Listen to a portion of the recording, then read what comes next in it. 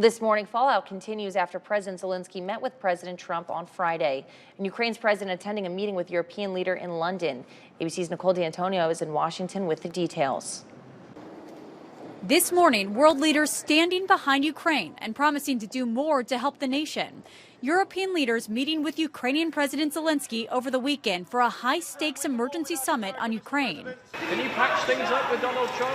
The U.S. notably absent following Zelensky's fiery Oval Office meeting with President Trump and Vice President Vance on Friday. You're gambling with the lives of millions of people. You're gambling with World War III. The British Prime Minister saying Europe must do the heavy lifting when it comes to securing peace in Ukraine and providing military aid, but also saying Europe needs U.S. support to prevent Russia from attacking Ukraine again. The UK is prepared to back this with boots on the ground and planes in the air. Together with others, Europe must do the heavy lifting. But to support peace in our continent and to succeed, this effort must have strong U.S. backing. It was all smiles and handshakes when Zelenskyy met with King Charles. However, in Washington, reaction was mixed, mostly along party lines. Well, something has to change. Either he needs to come to his senses and come back to the table in gratitude, or someone else needs to lead the country to do that.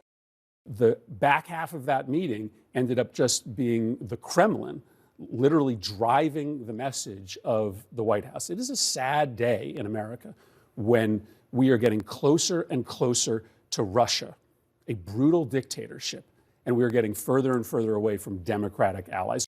Meanwhile, a top spokesperson for the Kremlin praised the Trump administration's foreign policy for being largely aligned with Russia's vision. Nicole D'Antonio, ABC News, Washington. Today, President Trump is expected to meet with his national security advisors for a briefing on Ukraine. They'll be discussing the next steps following President Zelenskyy being kicked out of the Oval Office.